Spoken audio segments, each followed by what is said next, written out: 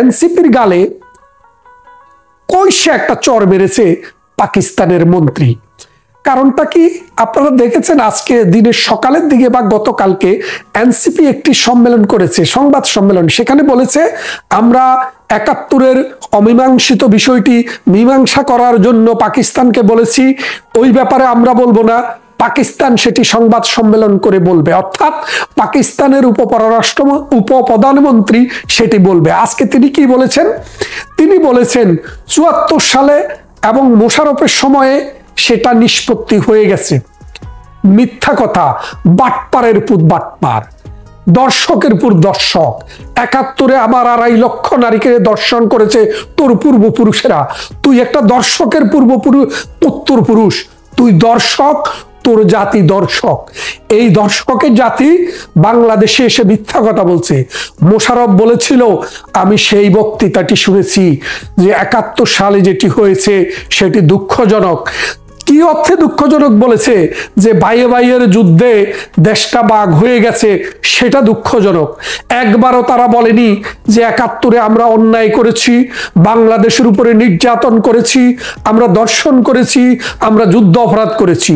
সিমলা চুক্তির ভিত্তিতে তাদের কথা ছিল ১৯৪ জন যুদ্ধ অপরাধীদের বিচার করবে পাকিস্তান। হামদুর রহমান নামে একটি কমিশনও করা হয়েছিল। সেই কমিশনের রিপোর্টে বলেছে বাংলাদেশে ৩৬,০০০ লোককে হত্যা করা হয়েছে। আমরা জানি ৩০ লক্ষ একটি প্রতীকী সংখ্যা, এটার কম হতে পারে, বেশিও হতে পারে। সেদিকে আমরা যাচ্ছি না। আমরা যেদিকে যাচ্ছি, হামদুর রহমান কমিশনও ৩৬,০০০ লোকের নিহত হওয়ার কথা স্বীকার করেছে পাকিস্তানের কমিশন। সেই জন্য পাকিস্তান কখনো ক্ষমা চায়নি। এই বাটপার এনসিপি, এই শিশু পার্টি, তারা বলেছিল পাকিস্তানের কাছে তারা দাবি জানাবে, এখন তারা বলছে পাকিস্তানের কথাই সত্যি। এই এনসিপিকে ধিক্কার জানাই, ডক্টর ইউনূসকে ধিক্কার জানাই। কিন্তু আমাদের পররাষ্ট্র উপদেষ্টা তিনি বলেছেন পাকিস্তানের ন্যারেটিভের সাথে তারা একমত নয়, সেই জন্য ওনাকে আমি ধন্যবাদ জানাই। কিন্তু একটা বিষয় মনে রাখবেন, ১৯৭১ সালের এই নির্যাতন, এই হত্যা, এই অত্যাচার, এই লুণ্ঠনের পর পাকিস্তানের মতো একটা ফেইল রাষ্ট্র, পাকিস্তানের আমাদের কাছে ভিক্ষা চাওয়ার আছে। আমাদের পাকিস্তানের কাছে কোনো কিছু চাওয়ার নেই। বাংলাদেশের আজকের অবস্থাও পাকিস্তানের চেয়ে ভালো, বাংলাদেশের আজকের অর্থনীতিও পাকিস্তানের চাইতে ভালো। আজকেও পাকিস্তানের ২ টাকা দিয়ে বাংলাদেশের ১ টাকা পাওয়া যায় না। তাহলে আপনারা বোঝেন, পাকিস্তানের কাছ থেকে তো আমাদের কিছু চাওয়ার নেই। আমরা তো পারমাণবিক যুদ্ধ করব না, আমাদের যুদ্ধ করার দরকার নেই। আমরা কার সাথে যুদ্ধ করব? আমাদের দরকার শান্তি, আমাদের দরকার অসাম্প্রদায়িক চেতনার বিকাশ, আমাদের দরকার বাংলাদেশের সুষ্ঠু উন্নয়ন, আমাদের দরকার ৭১-এর পরাজিত শক্তি, সাম্প্রদায়িক শক্তি যেন মাথা উঁচু করে বাংলার জমিনে কখনো দাঁড়াতে না পারে। আসুন আমরা সবাই মিলে ফজলুর রহমানের মতো দেশপ্রেমিক মুক্তিযোদ্ধাদেরকে সাপোর্ট করি, যে দলেই ফজলুর রহমান থাকেন। আমি জানি, আমি বাংলাদেশ আওয়ামী লীগের একজন ক্ষুদ্র কর্মী, আমি ফজলুর রহমানের রাজনীতির সাথে নেই, কারণ তিনি বিএনপির রাজনীতি করেন। কিন্তু তিনি যে মুক্তিযুদ্ধের পক্ষে কথা বলেছেন, ৭১-এর পরাজিত শক্তির বিরুদ্ধে কথা বলেছেন, জামায়াতের বিরুদ্ধে কথা বলেছেন, পাকিস্তানের বিরুদ্ধে কথা বলেছেন, আমি তাকে শ্রদ্ধা জানাই, সালাম করি। তিনি যদি মারাও যান, মারা যাবেন এই বাংলাদেশে বীরের মতো, মাথা উঁচু করে, চোরের মতো নয়। ভাইরা আমার, আপনারা দেখেছেন, আপনারা শুনেছেন, আপনারা বুঝেছেন, বাংলাদেশ একটি অন্ধকার গলির দিকে নিয়ে যাওয়ার চেষ্টা করছে এই বাংলাদেশকে পাকিস্তান। আপনারা জানেন ১৯৭১ সালে আমাদেরকে যেভাবে ভারত সাহায্য করেছিল, গত ৪০-৫০ বছরে ভারত যেভাবে আমাদেরকে অর্থনৈতিক নানানভাবে উঠতে সহযোগিতা করেছিল, আজকে ভারতের অ্যাবসেন্সে বাংলাদেশের অর্থনীতি মাটির নিচের দিকে চলে যাচ্ছে। তাই আসুন আমরা পাকিস্তানমুখী হব না, আমরা বাংলাদেশমুখী হব। আর আমাদের চারপাশে যেহেতু ভারতের সাথে চূড়ান্ত একটি বন্ধুত্বপূর্ণ সম্পর্ক বজায় রেখে আমাদের দেশকে আমরা ১৯৭১ সালের মুক্তিযুদ্ধের চেতনায় আবার স্বয়ং সম্পূর্ণ দেশ এবং জাতি হিসেবে গড়ে তুলব। ৭ ভাগ গাউরা মানুষ আওয়ামী লীগের, যারা বলছে যে মারলে মারো, আওয়ামী লীগকে ভোট দেবই, তারা বলেছে আমরা আওয়ামী লীগকে দিব। ১৩ ভাগ মানুষ বলেছে আমরা কাকে ভোট দিব সেটা আমরা বলবো না। তার মানে তারা জানে আওয়ামী লীগকে তারা ভোট দিবে, আওয়ামী লীগের কথা বললে তাদের উপরে স্টিম রোলার চলবে, তাদের উপরে নির্যাতন চলবে, হত্যা, দর্শন, লুণ্ঠন, মব এগুলো চলবে, তাই তারা বলেনি। তাইলে দেখেন 48% বলছে আমরা জানি না কাকে ভোট দিব, তার মানে এরা আওয়ামী লীগের ভোটার। যারা 7% গাউরা মানুষ, কট্টর আওয়ামী লীগ, তারাও আওয়ামী লীগের ভোটার। আর যে 13% বলছে আমরা কাকে ভোট দেব সেটা আমরা বলবো না, সেই 13% আওয়ামী লীগের ভোটার। তাহলে 13% আর 7% হলো 20%, 20% আর 48% কত হয়েছে আপনারা হিসাবটা করে দেন, প্রায় 68 ভাগ মানুষ। তার মানে হচ্ছে জামাত, বিএনপি, এনসিপি সব মিলে 68-র বাইরে ওই অংশটি তারা পেতে পারে। তাহলে 68 ভাগ মানে কত, আর কত বাকি থাকে? 32%। অর্থাৎ বিএনপির সাথে, জামাতের সাথে, এনসিপির সাথে, অবৈধ ইউনুসের সাথে মাত্র বাংলাদেশের 32% লোক আছে, আর বাকি 68 ভাগ মানুষ আওয়ামী লীগ এবং তার অন্যান্য সহযোগী যারা আছে বা অন্যান্য যারা আওয়ামী লীগের এলাই আছে, কোয়ালিশন আছে, তাদের সাথে রয়েছে। তাই জামাত, বিএনপি এবং এনসিপি চিন্তা করলো যে ডক্টর ইউনূসকে দিয়ে কোনো না কোনোভাবে আওয়ামী লীগকে ভোট বন্ধ রাখতে হবে। কারণ আওয়ামী লীগ যদি ভোটে দাঁড়াতে পারে, এই 1 বছরে বাংলাদেশকে যে জায়গায় নিয়ে গিয়েছে তারা, এই জামাত, এই বিএনপি, এই এনসিপি এবং ডক্টর ইউনূস গং, সেখান থেকে বাংলাদেশের মানুষ তাদেরকে ভোট দেওয়ার কোনো সম্ভাবনা নেই। তার মানে 300টি আসনের মধ্যে 250-এর অধিক আসন আওয়ামী লীগ এককভাবে পাবে। এই জিনিসটা বুঝতে পারার পর তারা আওয়ামী লীগকে ভোট থেকে বিরত রাখার জন্য আওয়ামী লীগের কর্মকাণ্ড নিষিদ্ধ করেছে এবং আওয়ামী লীগকে ভোটে যেতে দেবে না, এবং দিলে তারা ক্ষমতায় আসতে পারবে না, নিশ্চিত হয়ে গেছে তারা।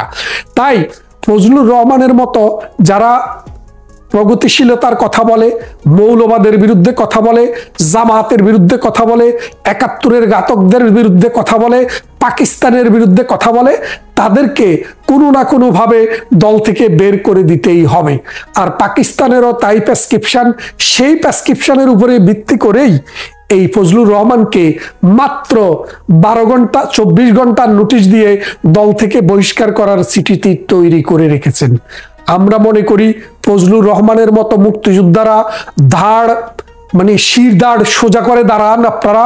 এই দেশ আপনাদের, এই সমাজ আপনাদের, এই রাষ্ট্র আপনাদের, আপনাদের পূর্বপুরুষের রক্ত, আপনাদের ঘাম, আপনাদের শ্রমে এই দেশ স্বাধীন হয়েছে। 1971 সালের মহান মুক্তিযুদ্ধে আপনারা সমর যুদ্ধে নেতৃত্ব দিয়েছেন, আপনাদেরকে বিত হলে চলবে না। লক্ষ লক্ষ মানুষ, 68 ভাগ মানুষ বাংলাদেশের আপনাদের পেছনে দাঁড়িয়ে আছে, আপনাদের দিকে তাকিয়ে দাঁড়িয়ে আছে। তাই জামাত এবং মৌলবাদী গোষ্ঠী 71-এর পরাজিত শক্তির প্রতি মাথা নত নয়, মাথা উঁচু করে বলেন, আমি 1971 সালের মহান মুক্তিযুদ্ধের মুক্তিযোদ্ধা, এদেশের এই দুর্দিনে আমরা এই মুক্তিযুদ্ধের সপক্ষেই থাকব। এখন দ্বিতীয় যে বিষয়টি নিয়ে আমি কথা বলতে চেয়েছি সেটি হচ্ছে ফজলুর রহমানের উপরে অ্যাকশন হবে, এটাই স্বাভাবিক। মুক্তিযুদ্ধের পক্ষে যারাই কথা বলবে, আমি জানি না মির্জা আব্বাস বিএনপির ত্যাগী নেতা, স্ট্যান্ডিং কমিটির মেম্বার, সোচ্চারভাবে মুক্তিযুদ্ধের পক্ষে কথা বলেছেন। কদিন আগে দেখলাম সাবেক ছাত্র নেতা হাবিবুল নবী সোহেল, তিনি মুক্তিযুদ্ধের কথা স্মরণ করিয়ে দিয়েছেন তাদেরকে। সালাউদ্দিন সাহেব স্মরণ করিয়ে দিয়েছেন। জানি না তাদের পরিণতি কি হবে, কারণ মুক্তিযুদ্ধ 71 এটাকে ভুলিয়ে দিতে চায় পাকিস্তানিরা। সবচেয়ে ঔদ্ধত্য দেখিয়েছে, বলছে যে বাঙালিদের মন পরিষ্কার করতে হবে। নরঘাতক পাকিস্তানের পররাষ্ট্রমন্ত্রী বাঙালিদের মন কিভাবে পরিষ্কার হবে, এই মনটাকে ক্ষত বিক্ষত করেছো। বাঙালিদের, প্রতিটি বাঙালিদের, স্বাধীন বাংলাদেশের প্রতিটি নাগরিকের হৃদয় থেকে রক্তক্ষরণ হয়। এত রক্ত ঝরছে যে এই রক্ত ঝরা পরিষ্কার করা যাবে না। তোমরা কি চাও, তোমরা যে ধর্ষণ করেছিলা, যুদ্ধ শিশু তৈরি করেছিলা, কত মা বোনকে পাশবিক অত্যাচার করেছিলা, সেটা ভুলে যেতে হবে? কত লক্ষ মানুষকে হত্যা করেছো, হৃদয় থেকে ভুলে যেতে হবে। কত নগর বাড়ি ধ্বংস করেছো, সেটা ভুলে যেতে হবে। কত ভিন্ন ধর্মাবলম্বীদের জোর করে ধর্মান্তরিত করেছো, সেটা ভুলে যেতে হবে। আমার শহর নগর বন্দর পুড়িয়ে কয়লা মাটি করে দিয়েছিলে, সেগুলো ভুলে যেতে হবে। কোটি কোটি মানুষকে দেশ ছাড়তে বাধ্য করেছিলে, সেটা ভুলে যেতে হবে। বর্বরতার সর্বোচ্চ গণহত্যা চালিয়েছিলে, সেটাকে ভুলে যেতে হবে। কোনো দিন না। যতদিন বাংলাদেশ থাকবে, লাল সবুজের পতাকা থাকবে, একজন মুক্তিযুদ্ধের চেতনার বাঙালি বেঁচে থাকবে, ততদিন আমাদের হৃদয় পরিষ্কার থাকবে। তোমরা ঘৃণিত, তোমরা পরাজিত, তোমরা নরঘাতক, তোমরা ধর্ষক, তোমাদের ব্যাপারে আমাদের হৃদয় পরিষ্কার থাকবে। বাংলাদেশে আসার ঔদ্ধত্য পেয়েছো, হয়তো আর পাবে না। দেখনি তুমি আসার পরে ঢাকায় আওয়ামী লীগের হঠাৎ ঝটিকা মিছিল, সচিবালয়ে কি তীব্র ক্ষোভ, মুক্তিযুদ্ধের পক্ষের মানুষদের, গণমাধ্যমে কি সোচ্চার কণ্ঠ, ডিজিটাল প্রযুক্তির সামাজিক যোগাযোগ মাধ্যমে কি তীব্র ঘৃণা তোমাদের প্রতি। নির্লজ্জ, বেহায়া, বেশরম, ৭১-এর পরাজিত শক্তি, হায়েনা, ধর্ষক পাকিস্তানের প্রতিনিধি, তোমাকে অভিনন্দন নয়, স্বাগত নয়, তোমাকে ঘৃণা জানাচ্ছি। তোমার উদ্দেশ্যে আমার যত ঘৃণা আছে সব ঘৃণা নিক্ষেপ করছি। তুমি ফিরে যাও। বাংলাদেশে পরাজিত হয়েছিলে, সেই লজ্জাস্কর স্থানটা দেখে যাও। আবারও প্রয়োজন বোধে সেখানেই তোমাদের সারেন্ডার করতে হবে। এর মধ্যে বাংলাদেশে সফর এসেছে পাকিস্তানের পররাষ্ট্রমন্ত্রী। পাকিস্তানকে, যে পাকিস্তানকে ১৯৭১ সনে আমরা পরাজিত করেছিলাম, নাকে খত দিয়ে এখান থেকে তাদের লেজ গুটিয়ে চলে যেতে হয়েছিল। সেই ৭১-এর পরাজিত হায়েনাদের দেশ, নারী ধর্ষকের দেশ, সাম্প্রদায়িকতা বিস্তারের দেশ, জোর করে ধর্মান্তরিত করার দেশ, জোর করে দেশের নাগরিকদের বিদেশে পাঠানোর দেশ এবং গণহত্যার দায়ে অভিযুক্ত পাকিস্তানের পররাষ্ট্রমন্ত্রী। আসাটা খুবই স্বাভাবিক। এই কারণে স্বাভাবিক, বাংলাদেশের রাষ্ট্র ব্যবস্থা এবং রাজনীতি এখন কার্যত নিয়ন্ত্রিত হচ্ছে সেই ৭১ সনের পরাজিত শক্তিরা প্রত্যক্ষ পরোক্ষভাবে তাদের দ্বারাই। বিস্ময়কর, যদিও আমি হতবাক হইনি, বিস্ময়কর, দেখা করতে গেল জামাতের প্রতিনিধি দল, জামাতের নায়েবে আমির। কি যে হাসি, মনে হয় পৃথিবীর সবচেয়ে স্বর্গ সুখ পেয়েছেন। পাকিস্তানের পররাষ্ট্রমন্ত্রীর হাত আর ছাড়ছেন না এবং দরজায় ঢুকেই তার সঙ্গে হাত মেলাচ্ছেন এমন ভাবে, এবং তার হাসি যে কি অসাধারণ অকৃত্রিম হাসি, মনে হয় জীবনের সবচেয়ে প্রিয়জন পেয়েছেন। এটাই স্বাভাবিক। জামাতের প্রয়াত আমির গোলাম আজম ইন্টারভিউতে বলেছিলেন যে দেশ স্বাধীন হওয়ার মাত্র কদিন পূর্বেও তিনি লাহোরে জামাতের মিটিংয়ে গিয়েছিলেন। তার বক্তব্যটা ফেসবুক এবং ইউটিউবে এখন আছে। তিনি বলছেন যে তখনও জামাতের হেডকোয়ার্টার লাহোরে ছিল, এখনো লাহোরে, অর্থাৎ যে দলটা তারা বিলং করেন সেই দলটার হেডকোয়ার্টার পশ্চিম পাকিস্তানের লাহোরে। তো সেই জামাত যারা ৭১ সনে শুধু হায়েনাদের সমর্থন করেনি, পিনাকি ভট্টাচার্যের ভাষায় তারা সেই সময় সরকারের অংশ ছিল, তাদের ৪ জন মন্ত্রী ছিল, জামাতের ৪ জন মন্ত্রী ছিল পাকিস্তানি সরকারে, অর্থাৎ পাকিস্তান যে সরকার বাংলাদেশের নৃশংসতা বর্বরতা চালিয়েছে সেই সরকারের অংশ ছিল জামাত। সেই জামাত, যে জামাতের আমির অন্তত ৭ বার সৌদি আরবকে অনুরোধ করেছে স্বাধীন সার্বভৌম বাংলাদেশকে যেন স্বীকৃতি না দেয়, সেই জামাত, যে জামাতের আমির গোলাম আজম এবং অন্যান্যরা সারা দুনিয়া ঘুরে বেরিয়েছিল পাকিস্তান পুনরুদ্ধার কমিটি গঠন করে আবার যাতে পাকিস্তানে ফিরে যাওয়া যায়। এরা তো সেই জামাত যারা এদেশের নৃশংসতা, বর্বরতা, নারকীয় তাণ্ডব চালিয়েছে, নারী ধর্ষণ, গণহত্যা, ঘরবাড়ি পুড়িয়ে দেওয়া সহ যা করেছে সেই জামাত। কাজী তারা খুব খুশি হবেন, এটা স্বাভাবিক। জামাতের আমিরের সঙ্গে দেখা করতে চলে গেছেন। জামাতের আমির তিনি নাকি অসুস্থ, তিনি খুব স্মার্টলি কথা বলেন। তিনি পাকিস্তানের পররাষ্ট্রমন্ত্রীকে পেয়ে যে উচ্ছ্বাস তার ভিতরে টেলিভিশনে দেখলাম, যোগাযোগ মাধ্যমে দেখলাম, মনে হলো দীর্ঘকাল পর আপনজন এসে তাদের স্বীকৃতি দিচ্ছে। মনে হচ্ছে যে তোমরা আপনজন, তোমাদের প্রতিনিধি আমরা এখানে, এভাবেই মনে হয় স্বীকৃতি দিচ্ছে, এমন উচ্ছ্বসিত। বিএনপির মহাসচিব মির্জা ফখরুল ইসলাম আলমগীর একজন সজ্জন রাজনীতিক হিসাবেই পরিচিত, কিন্তু তিনি একটা পার্টির, বাংলাদেশের অন্যতম একটি বড় পার্টির মহাসচিব, যে পার্টির প্রতিষ্ঠাতা জেনারেল জিয়াউর রহমান অবৈধভাবে ক্ষমতা দখল করলেও তিনি মহান মুক্তিযুদ্ধের একটি সেক্টরের এককালীন সেক্টর কমান্ডার ছিলেন। তার দলের মহাসচিব তিনি মনে হয় যেন পাকিস্তানের প্রধানমন্ত্রীর সঙ্গে সাক্ষাৎ করছেন, এমন উচ্ছ্বসিত। অর্থাৎ তাদের আশীর্বাদ নিয়ে বোধহয় এগোতে হবে, এমনটা কিনা তার ভিতরে আমি ঠিক জানি না। বিএনপির চেয়ারপারসন বেগম খালেদা জিয়ার সঙ্গে দেখা করতে গেছেন, হাত মিলিয়েছেন এভাবে, এবং তাদের অভিব্যক্তি, তাদের যে বডি ল্যাঙ্গুয়েজ, এই বডি ল্যাঙ্গুয়েজ দেখলে বোঝা যায় উভয় পক্ষই মহা খুশি। এটা আমি অবাক হই না, এই কারণে একজন জেনারেলের একটা ইন্টারভিউ দেখেছিলাম, যে ইন্টারভিউটা এখন ফেসবুকে আছে, আমার কাছে আছে। মুক্তিযুদ্ধের সময় জেনারেল জিয়াউর রহমান তার স্ত্রী সন্তানদের ইন্ডিয়ায় নিয়ে যাওয়ার জন্য একাধিকবার টিম পাঠিয়েছিলেন। একটা টিমের 6 জনের ভিতর 5 জন মারা গেছিলেন, একজন আহত অবস্থায় ফিরে গেছিলেন। পরে আর একটা টিমকে পাঠিয়েছিলেন, সেই টিমকে বেগম খালেদা জিয়া নাকি ধমক দিয়ে ফেরত পাঠিয়েছিলেন যে যদি বাড়াবাড়ি করো তাহলে আমি তোমাদের বিরুদ্ধে খবর দেব। অর্থাৎ তিনি সেই সময় ক্যান্টনমেন্ট ত্যাগ করেননি।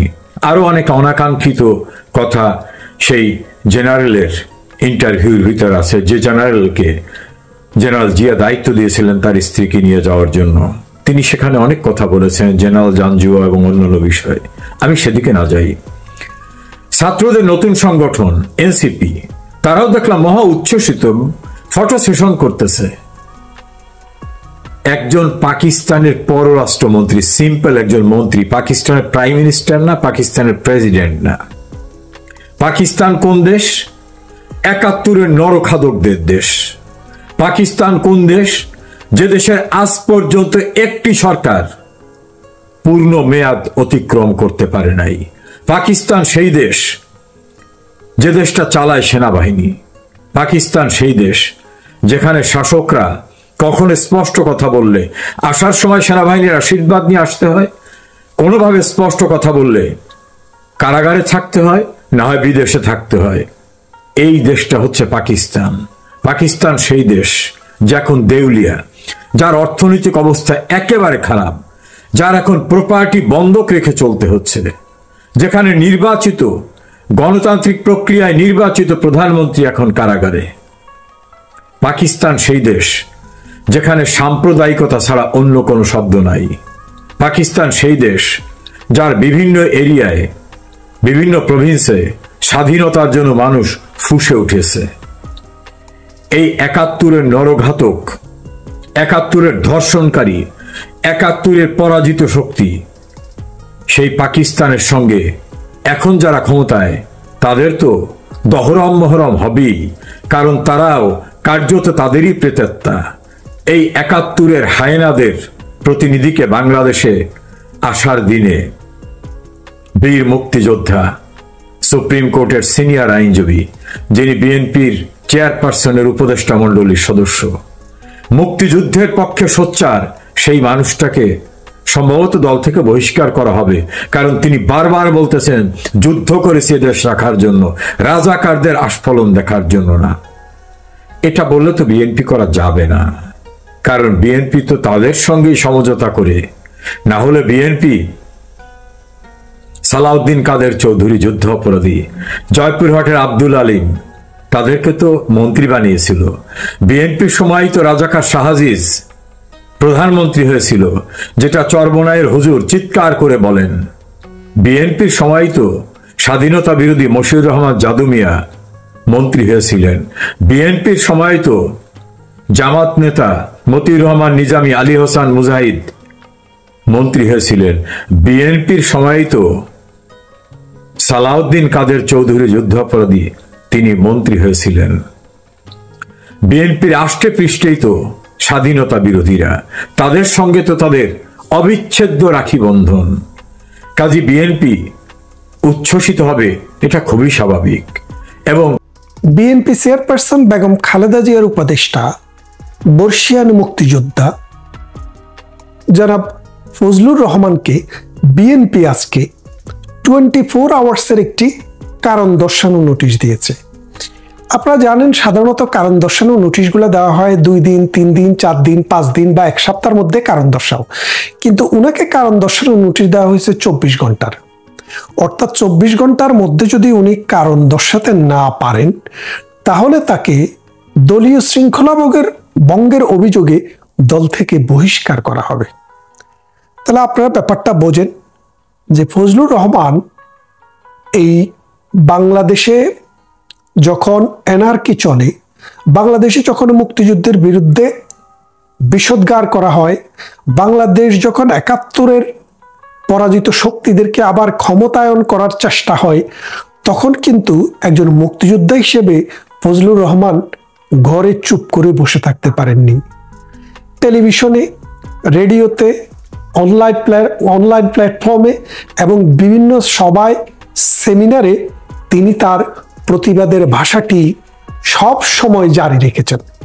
তা এখন বিএনপি দাবি করছে যে ফজলুর রহমান জুলাইয়ের যে শহীদ তাদেরকে নিয়ে যে কথা বলেছে তাদের অপমান হয়েছে, কিন্তু 71-এর শহীদদের কোনো অপমান নেই, কারণ তারা তো বাংলাদেশ চেয়েছিল, বাংলাদেশের জন্য যুদ্ধ করে বাংলাদেশ এনেছিল, তাই তাদের কোনো অপমান করলে সেটা কোনো অপমান বিএনপির গায়ে লাগে না।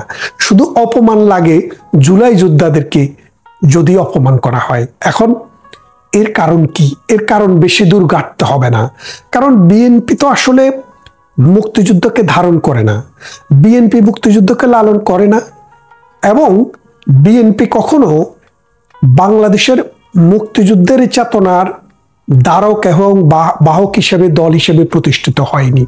আমরা আগে অনেকবার শুনেছি যে বিএনপি বলে জিয়াউর রহমান স্বাধীনতার ঘোষক, জিয়াউর রহমান সেক্টর কমান্ডার এবং জিয়াউর রহমান মুক্তিযুদ্ধ করেছেন, সুতরাং মুক্তিযুদ্ধ হচ্ছে বিএনপির সম্পদ, বিএনপির ডাকে মুক্তিযুদ্ধ হয়েছে, সুতরাং বিএনপির একাচ্ছত্ব অধিকার মুক্তিযুদ্ধের উপরে।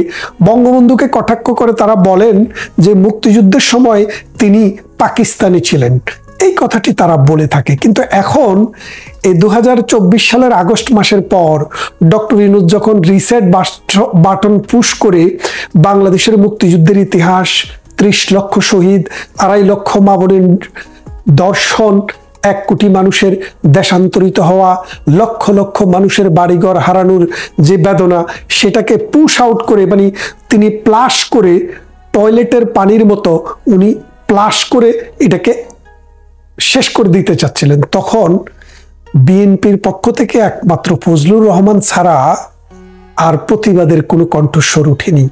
বিএনপি হয়তো ভেবেছিল ফজলুর রহমান যদি প্রতিবাদ না করে আস্তে আস্তে বিএনপি জন্মহা ইতিহাসের দিকে চলে যাবে, কারণ বিএনপির জন্মের ইতিহাস কিন্তু মৌলবাদী, স্বাধীনতা বিরোধী, যুদ্ধ অপরাধী, ধর্মান্ধ লোকদেরকে নিয়েই হয়েছিল। পরবর্তীতে তারা আওয়ামী লীগের সাথে রাজনীতি করতে করতে, জাতীয় পার্টির সাথে রাজনীতি করতে করতে তারা দেখলো এদেশের মাটি, এদেশের মানুষ, এদেশের সমাজ, সংস্কৃতি, এদেশের গান, কবিতা, গল্প, উপন্যাস সবকিছুর প্রাণে আছে বাংলাদেশের 71-এর মহান মুক্তিযুদ্ধ। তাই বিএনপি আস্তে আস্তে মুক্তিযুদ্ধ ঘরানার দিকে মুখ করেছেন। এখন দেখেন বিএনপিতে একজন অলি আহমেদ আছে, তো বিএনপি থেকে তিনি এখন এলডিপি করেছেন। তো এই অলি আহমদ আসলে থাকার কথা ছিল ফারুক, রশিদ, তারা যে নৃশংস হত্যাকাণ্ড ঘটিয়েছে সেই হত্যাকাণ্ডের অংশীদার থাকার কথা ছিল, কিন্তু তিনি আজন্ম তার দুঃখ, তিনি সেই হত্যাকাণ্ডে কেন থাকতে পারেননি। তাই তিনি এই হত্যাকারীদের পক্ষে সাফাই গাওয়ার জন্য, হত্যাকারীদের হত্যাটাই যথেষ্ট ছিল, উচিত ছিল, এটা প্রমাণ করার জন্য এই মুক্তিযোদ্ধা ব্যক্তিটি 1991 সাল থেকে আমরা দেখছি নানান বক্তব্য দিচ্ছেন। উনার এক বছরের বক্তব্য পরের বছরে কিন্তু সমান থাকে না। অর্থাৎ মুক্তিযুদ্ধ সম্পর্কে, জিয়াউর রহমান সম্পর্কে, মুক্তিযুদ্ধের ঘোষণা সম্পর্কে তিনি এক এক সময় এক এক ঘোষণা দেন। তার মানে হচ্ছে মুক্তিযোদ্ধা হলেও বিএনপিতে থাকতে হলে মুক্তিযুদ্ধের সঠিক ইতিহাস বলে আসল মুক্তিযোদ্ধা হয়ে থাকার সুযোগ নেই। এখন যে কথাটি আমি শুরু করেছিলাম যে ফজলুর রহমানকে যে একটি নোটিশ দেওয়া হয়েছে, এই নোটিশটি দেওয়ার কারণ কি? এই নোটিশটি দেওয়ার কারণ হচ্ছে যখন বাংলাদেশ বিরোধী একটা চক্রান্ত চলছিল, মুক্তিযুদ্ধকে যখন ভুলুণ্ঠিত করা হচ্ছিল, ৭১কে যখন জায়েজ করা হচ্ছিল, পাকিস্তানিদের অন্যায় অত্যাচার নির্যাতনকে যখন ভাইয়ে ভাইয়ের মারপিট হিসেবে প্রতিষ্ঠা করার চেষ্টা চলছিল, জামাতকে যখন স্টেজে নিয়ে আসা হলো, এই রাজাকার আলবদরদের দোসর এই ডক্টর ইউনূস, আসিফ নজরুল বাটপারকে যখন সামনে নিয়ে আসা হলো, তখন এর প্রতিবাদ করেছিলেন একমাত্র এই ফজলুর রহমান। তাহলে এই ফজলুর রহমানকে দেখে বিএনপির অনেকটা ফিলে চমকে গেছে এক। দ্বিতীয়ত, পাকিস্তানের একজন মন্ত্রী দুদিনের সফরে ঢাকায় রয়েছেন। তিনি বিএনপি নেতাদের সাথে দেখা করেছেন, জামাতে ইসলামী নেতাদের সাথে দেখা করেছেন, এনসিপি নেতাদের সাথে দেখা করেছেন এবং দেখা করেছেন সরকারের উপদেষ্টাদের সাথে। তো তিনি বিএনপি নেতাদেরকে সম্ভবত বলেছেন যে আপনারা ফজলুর রহমানকে দল থেকে বহিষ্কার করেন, কারণ ফজলুর রহমান পাকিস্তানের বিরুদ্ধে নানান কথাবার্তা বলছে, আবার ৭১-এর মুক্তিযুদ্ধকে টেনে নিয়ে এসছে, বারবার মুক্তিযুদ্ধকে গ্লোরিফাই করার চেষ্টা করা হচ্ছে, জামাতের বিরুদ্ধে কথা বলছে, ৭১ সালে পাকিস্তানের যে নির্মম হত্যাযজ্ঞ, ধর্ষণ, অগ্নিসংযোগ, লুণ্ঠনের কথা মানুষকে মনে করিয়ে দিচ্ছে। সুতরাং বিএনপির মতো একটি প্ল্যাটফর্মে থেকে যদি জনাব ফজলুর রহমান সাহেব এই রকম কথাবার্তা বলে, তাহলে সেটা পাকিস্তানের জন্য বিব্রতকর, বিএনপির সাথে বিএনপিকে সহযোগিতা করা পাকিস্তানের জন্য কঠিন হয়ে যাবে। তাই বিএনপিকে প্রেসক্রিপশন দিল, আমি থাকতেই আপনারা ফজলুর রহমানকে দল থেকে বহিষ্কার করেন। তাই অন্যান্য নেতা কর্মীদেরকে আমরা দেখেছি বহিষ্কারের করার আগে তাদেরকে যে নোটিশ দেওয়া হয়, এটা 24 ঘন্টার দেওয়া হয় না, এটা 3 দিন, 5 দিন, 7 দিনের নোটিশ দেওয়া হয়। কিন্তু ফজলুর রহমানকে 24 ঘন্টার নোটিশ দেওয়ার মূল কারণ হচ্ছে পাকিস্তানের মন্ত্রী চায় ফজলুর রহমানকে যেন বহিষ্কার করা হয়। তাই বিএনপি এই ফজলুর রহমানকে 24 ঘন্টার একটি নোটিশ জারি করেছে। আমরা শুনতে পেয়েছি যে উনি নাকি এখনো এই নোটিশটি দেখেনও নাই। ফেসবুকে দেখেছেন, ইউটিউবে দেখেছেন, পত্রিকায় দেখেছেন, কিন্তু যার বিরুদ্ধে নোটিশ তিনি নিজে নোটিশটি দেখেন নাই। এখন ভবিষ্যৎটা কি দাঁড়াচ্ছে? ভবিষ্যৎ কথাটা কি হচ্ছে যে ফজলুর রহমানকে দল থেকে আসলে বহিষ্কার করা হবে, অর্থাৎ দল থেকে সদস্যপদ থেকে সাসপেন্ড করা হবে বিএনপি থেকে। কেন করা হবে? কারণ বর্তমান রাজনীতিতে বিএনপি চায় কোনো না কোনোভাবে তারা ক্ষমতায় যাবে। আপনারা জানেন কিনা জানি না, বাংলাদেশে কিন্তু একটা সমঝোতা হয়েছে, কয় সিট বিএনপি পাবে, কয় সিট জামাত পাবে, কয় সিট এনসিপি পাবে, কয় সিট ওই থার্ড পার্সন সিঙ্গুলার নাম্বাররা পাবে। এটা কিন্তু একটা সমঝোতা হয়ে গেছে। এটা হবে একটা সমঝোতার নির্বাচন। এটা কোনো নির্বাচন না, এটা ইলেকশন না, এটা সিলেকশন। কাকে কাকে জামাত সিলেকশন দেবে, কাকে কাকে বিএনপি দেবে, কাকে কাকে এনসিপি দিবে। এনসিপি, বিএনপি, জামাত তাদের মধ্যে একটা মিটিং হয়েছে। মিটিং হওয়ার পরে তারা অ্যাসেসমেন্ট করেছে এবং আপনারা সম্প্রতি অ্যাসেসমেন্টটা দেখেছেন যে ব্রাক একটি অ্যাসেসমেন্ট করেছে। সেখানে 48% মানুষ বলেছে আমরা এখনো জানি না আমরা কাকে ভোট দেব। তার মানে তারা জানে না, কারণ তারা আসলে আওয়ামী লীগকে ভোট দেওয়ার কথা ছিল। যেহেতু আওয়ামী লীগ নেই, তারা ডিসিশন নিতে পারে।